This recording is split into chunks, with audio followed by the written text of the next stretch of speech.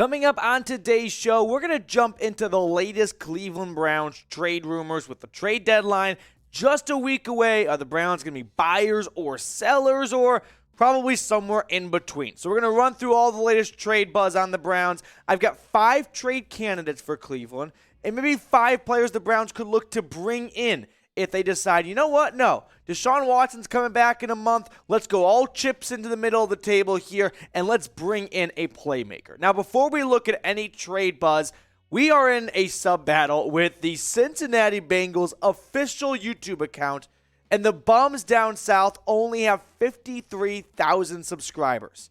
Think about that for a second. The official Cincinnati Bengals YouTube account, 53K. Let's blow them out. I don't think we can catch them just in the next few days before Monday Night Football, but by the end of the season, now that would be awesome. So if you have not already, please go ahead and subscribe. All right, let's get into some trade buzz here, starting with trade candidates for the Browns, and it's Kareem Hunt to lead off for Cleveland. This has been a popular name in the last couple of days. We have seen reports and sources out there say that the Browns are interested in listening to calls, right? They are looking at all their options right now. So the report is the Browns are taking all trade calls for Kareem Hunt and a guy we'll look at next, but you probably already heard his name. Now, Hunt is on the last year of his contract, and when players are up in the age column, which Hunt is at 27 and on the last year of their deals, you might see a trade happen, right? That's something that could be definitely in the cards here. So my question is, could Kareem Hunt be the consolation prize for a team that missed out on the Christian McCaffrey sweepstakes here? All right, here are Kareem Hunt stats through 2022 so far. These aren't the stats that are going to get you a very big return on your investment, right? You're not going to be able to find a first, second, or third rounder for someone's got 263 yards. And I love Kareem Hunt. I'm not bashing on the guy. That's just the reality of the situation here, all right? But listen, even someone like myself who has stood here and said for a long time, do not trade Kareem Hunt, at 2-5, you got to listen to all the offers you're going to get. And if someone wants to send you a 4th-round pick like the Rams, the Eagles, or the Bills, I definitely would be very interested in it. In fact, if a 4th-rounder comes Cleveland's way, I'm in for Kareem Hunt. Midway through the season, Hunt's been good. He hasn't looked like someone you're going to extend after this season. So why not see what you have in Daron Johnson and Jerome Ford when he gets off IR? Here are some trade destinations for Kareem Hunt, like I said. Rams, Eagles, and Bills. All 3 teams that reportedly were trying to get Christian McCaffrey. Maybe they settle for Kareem Hunt and it cost them a little bit less. This is definitely a name to watch for. And if a 4th rounder is coming Cleveland's way, I'm accepting the trade at this point here. But what would you do? Let me know. Would you trade Kareem Hunt? Before the season, I say no. 10 times out of 10. Midway through the year, sitting at 2-5, doesn't look like Hunt's going to be coming back next year anyway. It's not like Josh Jacobs, for example, who the Raiders declined that 5th-year option, and they regret that right now. And now they don't want to compound a mistake by making another mistake. No, I think the Browns made the right decision letting Hunt play out the last year of his deal. And if he's going to walk in free agency and the Browns don't want to bring him back, why don't you get a 4th rounder, which you're definitely not going to get in a comp pick for him midway through a 2-5 season. All right, speaking of running backs, Daron Johnson is the next one up here. We've talked so much about him. Frankly, it's exhausting. I'm not going to spend too much time on this segment right here because we know if someone wants to give a pick for the Browns for Daron Johnson, Andrew Berry would be wise to accept. What could a pick look like? Well, maybe we have a bit of a foundation for either Hunt or Johnson to kind of base ourselves off of from yesterday's trade that sent James Robinson from Jacksonville to New York. Conditional 6th-round pick that could turn into a 5th.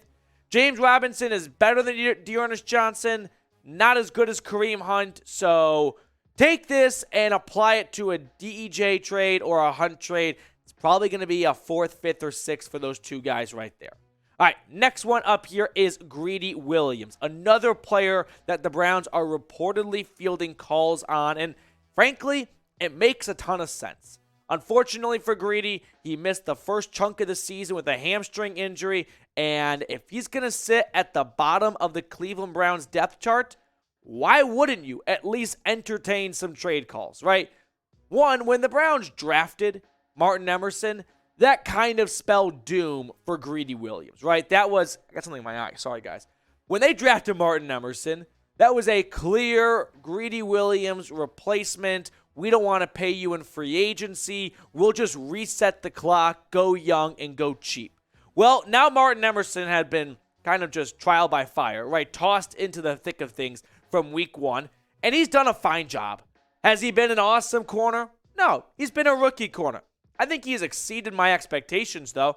I don't think he's someone that has to be off the field immediately, right? He is not the biggest problem with this secondary.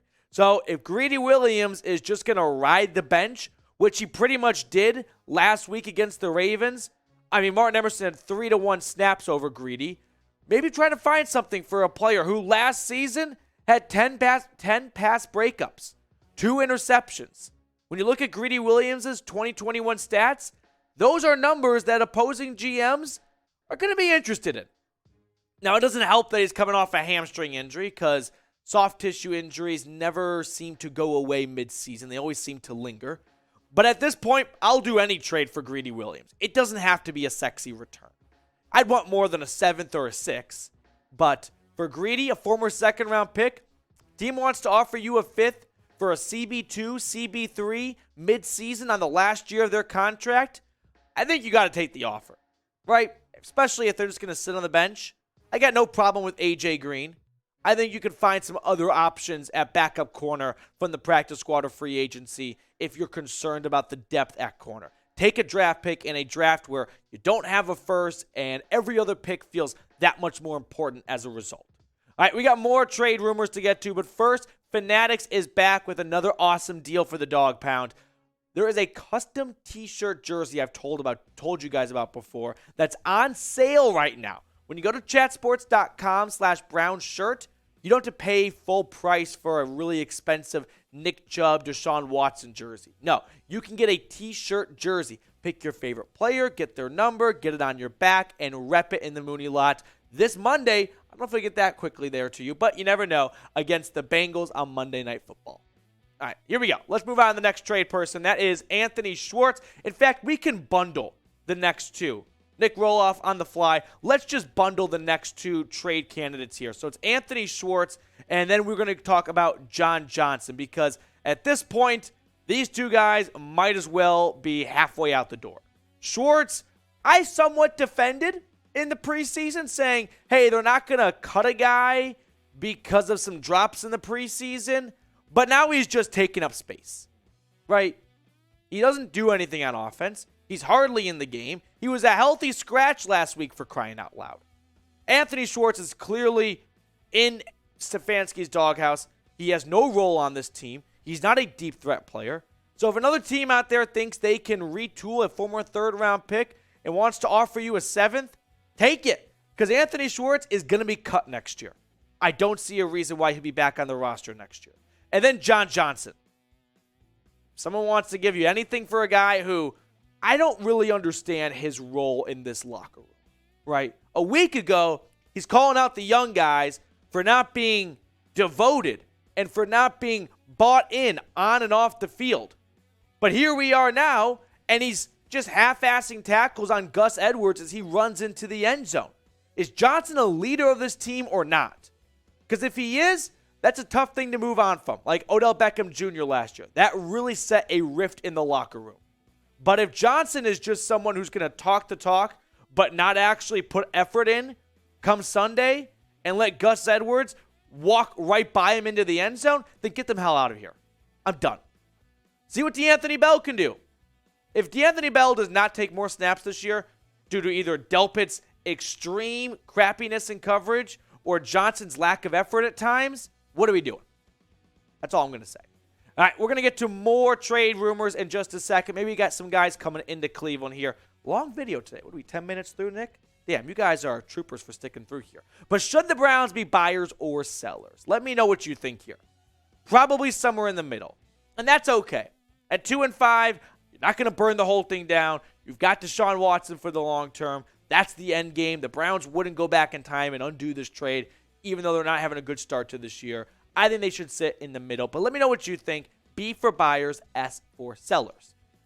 All right, some trade targets now. What about Daron Payne and Derek Brown? Let's just consolidate the two defensive tackles. So when we look at the stats for Payne and Brown, we're talking about two former first-round picks that are not happy with their current situation. One, Payne is on the last year of his rookie contract.